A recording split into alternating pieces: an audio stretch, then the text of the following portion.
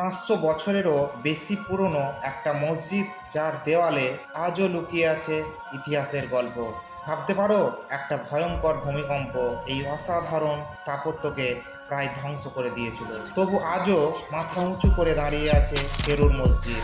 1494 থেকে 95 খ্রিস্টাব্দে সুলতান আলাউদ্দিন হোসেন শাহের আমলে নির্মিত এই মসজিদ বাংলার প্রাচীন স্থাপত্যের এক অসাধারণ নিদর্শন। সেই সময়ের দক্ষ শিল্পীরা পোড়ামাটির মাধ্যমে দেয়ালে ফুটিয়ে তুলেছিলেন ফুল, লতাপাতা আর জ্যামিতিক নকশা, যা আজও দেখলে চোখ আটকে যায়।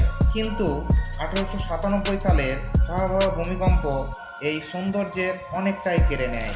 আজ এটি শুধু একটি ধর্মীয় স্থান নয়, বরং বাংলার ইতিহাস, শিল্প আর ঐতিহ্যের একটা জীবন্ত প্রতীক। এমন অনেক অজানা জায়গা আমাদের চারপাশে আছে, যেগুলো আমরা এখনও ঠিক মতো চিনি না।